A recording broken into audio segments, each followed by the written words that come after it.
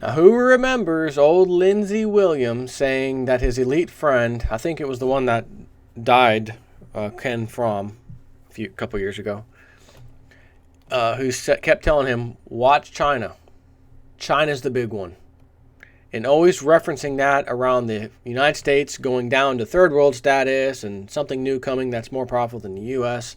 Watch China. China's the big one. Is what they kept telling him. I think this article, which was actually January 10th, but posted on the 10th of this year, a few days ago. This watch China. China's the big one.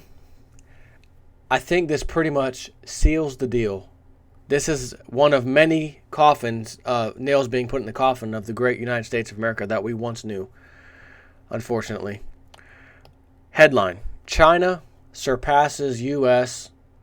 as world's largest trading nation. There's all that racket out there. China surpasses U.S. as world's largest trading nation. Beijing describes 2013 figures as, quote, a landmark milestone as annual trade in goods passes the $4 trillion mark for the first time ever.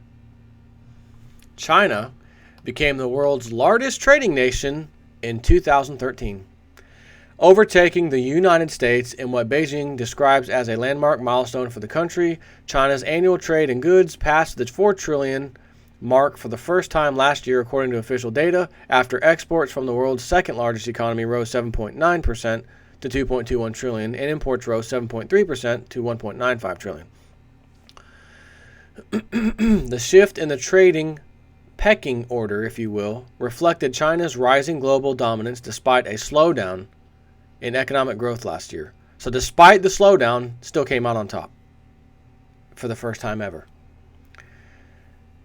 So another interesting thing that Lindsay was told was that all these corporations in the U.S., the same ones that have been buying and paying our congressmen way into office and giving them massive amounts of campaign contributions to allow them to ship all the jobs overseas and to take tax breaks here and ship people overseas to work and start a new company and get bailout here, but then take the money and open up shop in China. China was the theme. Remember old Lindsey Williams, not that long ago actually, said that when this global catastrophe, economically speaking, takes place and they pull the trigger in which they've decided to use the interbank lending rate to do that. They did the test June of 2013 to see how it would work. It worked very well, and then they set it back to where it was so that the whole market system around the world didn't freak out over the weekend. It was approximately June 18th to June 23rd or something like that. So he said all these companies that decided, oh, we'll go to China, we're going to open up shop over there, our money will be safe, right, even if these things happen. He says wrong, because China was affected by the same interbank lending rate. Therefore, their money won't be safe because they will be having the same problems we have here right over there. And they thought they could escape it by going over there in the first place and riding China's rise at the top. Now, this shows that China is now the number one economic powerhouse leader of the world.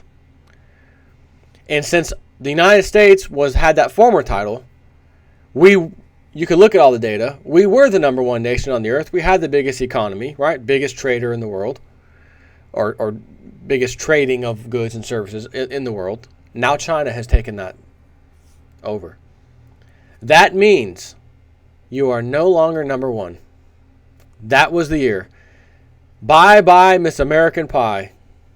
Drove the businesses to China and bled America dry.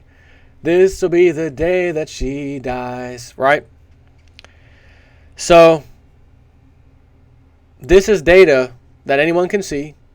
You're not really hearing about this on the news. They're not really discussing it. Do you know how long our country was number one? I mean, I don't, almost forever. I mean, since as far back as most of us can remember. And our parents and our grandparents. We were number one, the best country in the world, which is why everybody wanted to flock over to the United States.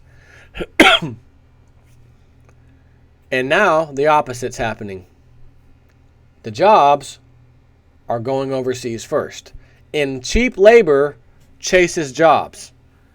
So if the paying good big jobs, whatever, corporations are going overseas to China and some in India, then automatically that's where the people who need jobs will go. Not to say that people in America are all of a sudden leaving to go chase those, chase the jobs that left our country. But there's a whole lot of people in those other countries who need jobs, who will be filling them, getting paid way, way, way less than they could ever pay you in America, which is why they went there in the first place. So that they can then sell back to you morons, us morons, in America, the cheap goods they got done over there, right back here, and then we pay the hefty price as if they had to pay those employees who were working here. But no, they still pay them cheap, and then the guys at the top make the most unbelievable profits. You cannot have a fully functioning society, economy with a society that functions good in a clean, well-oiled machine fashion when you have a tiny, tiny, tiny, tiny amount of people at the top collecting all the profits. It has never worked, and it cannot work this time. There's no new magical thing that's going to happen to make it work this time.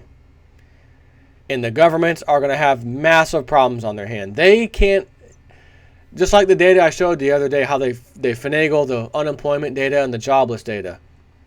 How does the unemployment rate keep going down when the numbers in the workforce that the same government gives us and says, here's how many's in the workforce, has dropped by 10 million?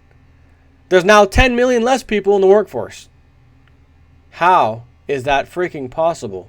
Especially when, as we grow as the world and our own nation, and I say grow meaning the population, it's not going down. The population, people are still having kids, is going up. So those numbers should, by default, should be going up. And they're actually coming down, which means it's worse than it is, than what you think. And now China's number one. When Lindsey Williams said the elite, are taking America from first world status down to third world status, he was not playing around. When he said by the year 2012, you will be able to recognize that United States is going down. It's going from first world to third world. You will know it will be noticeable by then. And for those of us paying attention, it was already noticeable before that. It was definitely noticeable in 2012, more noticeable in 2013, and for the beginning, very first month of 2014, it is absolutely solidly so, based on this article I just read you. China is now number one. It is good night for America. Sorry, I don't want it to be this way. I don't enjoy saying these things, but I do enjoy saying these things to wake people up, to motivate people to do things, to maybe make change. The problem is we have these nasty, rotten politicians. So no matter what you did, no matter how big of a group you got together to go bang pots and pans on the side of the street and have cars honk at you, yeah, honk, honk, yeah, appreciate you guys, I got to go to work, got bills to pay with, yeah, appreciate you, yeah. That doesn't do anything. Physically removing these politicians does something. But that's called an overthrow of the government, and that's highly illegal. But that's funny because even though it is, and it always was in prior times, prior history, the people got to a point where they did it anyways and they didn't care. And then they put something new in place and made all of those people pay who were in charge at the time. I don't think this will be any different. Doesn't mean it's going to happen this year, next year, the next year after that. It's just known that these cycles of government go through the same way the damn sun comes up and down. Can you imagine if we only lived minutes or, in our lifetime? We grew up in seconds, and the average lifespan of a person was 1 minute. Do you know how many minutes it takes for the sun, when the sun comes out up in the morning and it makes it daylight? You've got a good, 8 to 10 hours of sunlight, depending on where you live. Let's just say 8 hours. And there's 60 minutes per hour, and there's 60 seconds per minute, right? You got a good amount of lifespans worth of your family coming up, and all of them are going to see the sunlight. They're not even going to know there's darkness coming for the same amount of time until generations pass by. So in other words, all this old history I'm telling you about of these cycles of government, it's no different than like the sun cycle. Yet we live to see the sun come up and then go back down. And then the next morning it comes up and goes back down. So we see that clearly. We understand the sun cycle.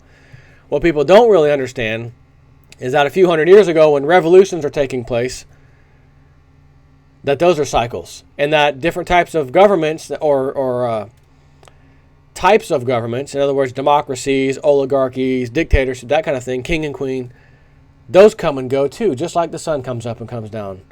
So it is a mathematical certainty, not a possibility. It's a mathematical certainty that it's going to come here. And it has to, because if it doesn't, then nothing changes. And since things always change and these cycles always happen for the same damn reasons, it has to happen. Take care.